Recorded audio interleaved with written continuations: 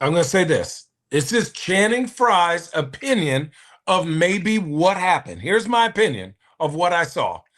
In Memphis, that is Ja Morant's team.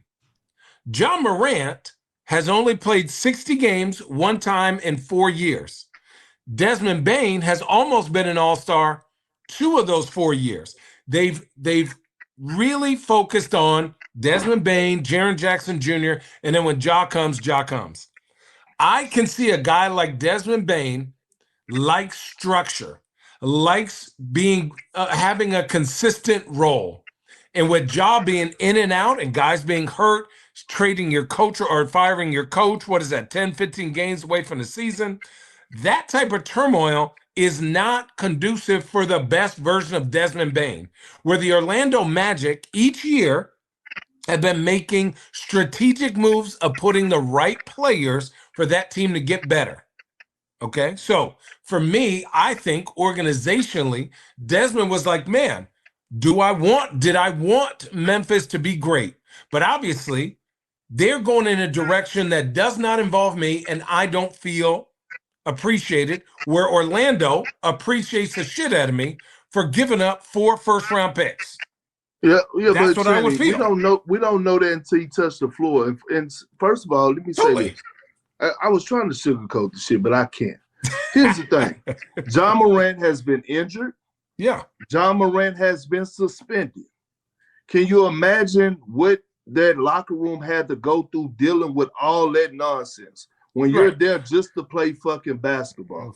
Right? Desmond Bane is a guy from the outside looking in who comes in, who fucking does his job at a fucking high level, look like a true professional, because you can always tell somebody who's about their craft by what their body look like, right? That motherfucker is in shape. That motherfucker shoot the hell out of the basketball. Then you take it to another level. Let's not act like Memphis is not dysfunctional. They just fired Taylor Jenkins with 8 or 10 games left in the regular season. Like, the organization and the assistant coach were like basically having meetings behind this man back. So let's not act like this organization just been fucking peaches and cream. I was sugarcoating. It's probably been so much shit behind the scenes that they've been having to deal with. Imagine how many meetings they've been having to go to where they've probably been like, hey, y'all, look, don't address this issue in the media today. Don't say this in the media. Motherfucker, get tired of that.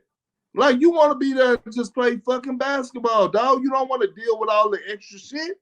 So imagine he's showing up day in and day out, and you're dealing with so much other shit that hasn't anything to do with the game of basketball. Let me ask you guys this. Over the next 5 seasons, who has more playoff wins? Memphis with their 4 first-round picks, or Orlando with Desmond? Orlando. It's not even close, Allie. It's not even. Well, again, that's what I will say. I will say Orlando, but we don't know. I would Thank you.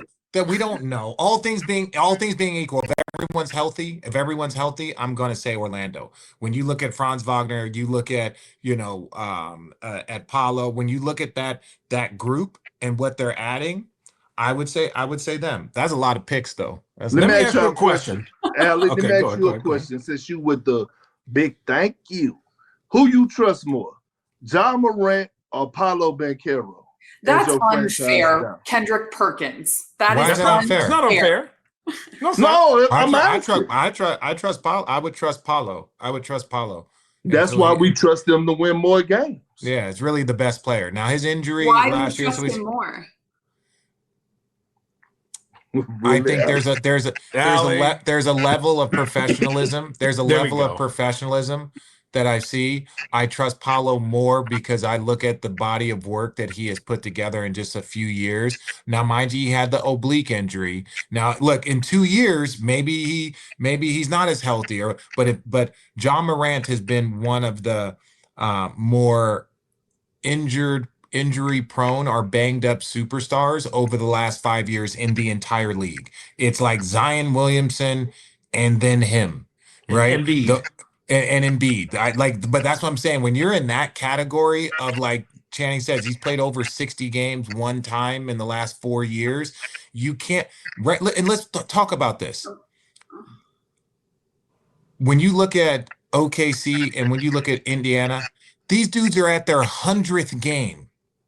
100th game. You're struggling to play 70. Can you really play 100? The conversation or the energy is kind of like we're moving past Ja Morant and the. No. Ja Morant has to when the information changes, so does the opinion, right? Ooh, so that's a good point, Richard. He's got to, like, the information that we have is where I'm basing my opinion. Say that again. When the information changes, so does my opinion, right? So it's, if he goes back-to-back 82-game seasons, it's like, look at the narrative on it, just even a slight narrative on Anthony Davis. Anthony Davis, the last 2 seasons, people stopped questioning it, so much about him because he was healthy and he was going out there and doing stuff. But the prior 3 seasons, he was banged up a bunch, and then people were criticizing him. Once the information changes, then you can too. So if Ja Morant puts together 2-3 healthy seasons, he's healthy in the postseason. This is the second or third time we've seen him injured or banged up at the end of the season. So it's like, it's hard for me to bet on a dude when I've seen him get injured. Like, also, let's be honest, the West got tough. The West got tougher. And so where Ja Morant came out 2 years ago, said, no, I'm good in the West. Obviously, that's changed a lot. And the way this makeup of the team is, I don't think this team is a playoff team. If we were to start the season June 19th, 2025, this team is not making the playoffs. I agree. And that's just the truth. I just don't think they do. I don't know if they have enough. And I think they're trying to figure out, who do we put around Ja and Jaren Jackson Jr. to get the best version of them? And I don't know who that is. Jaren Jackson Jr. is Jaren Jackson Jr. I said this before. I'm going to say it again. He's the most overhyped player in the NBA. Ooh. Like, most overhyped player in the NBA. You just don't like him because he doesn't rebound. I didn't say. I never said I didn't like him. I never said I didn't like him. Do I love him? No. Do I think like he has a lot of flaws? Absolutely. And when I look at it, like we're talking about a former defensive player of the year. It's nothing that he does on the floor defensively, in my opinion, that shows me defensive player of the year, especially when it matters the most. Like, I get it. You were able to play alongside Steven Adams for a season, because that was the season I believe he won defensive player of the year. So now you were able to be a wrong guy. But being defensive player of the year is more to it than just showing up blocks in a fucking stat sheet.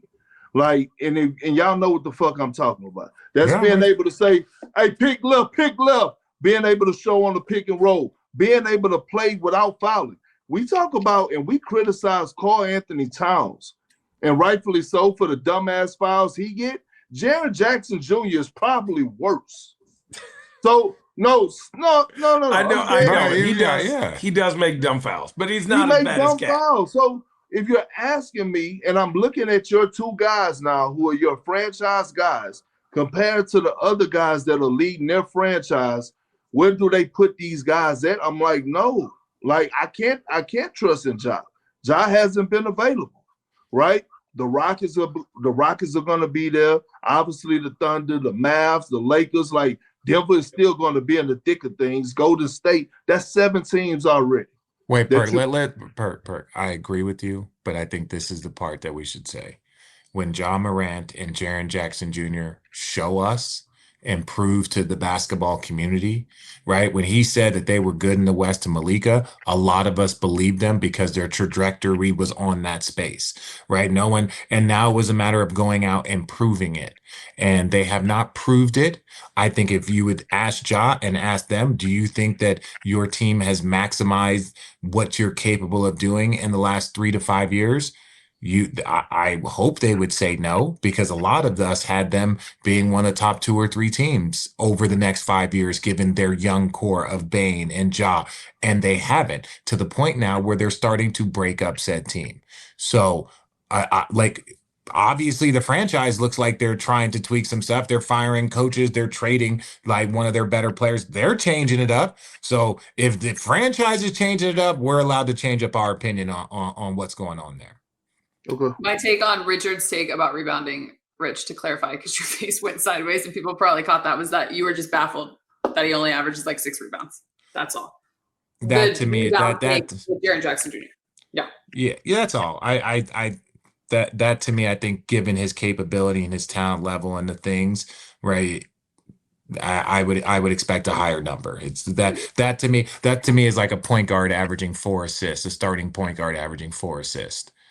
You gotta, you know what I'm saying? Like, you gotta give me 5. You gotta give me 5 or 6. It's worse. It's worse than that, bro. Here we go. No, it's worse than that, bro. You're that guy.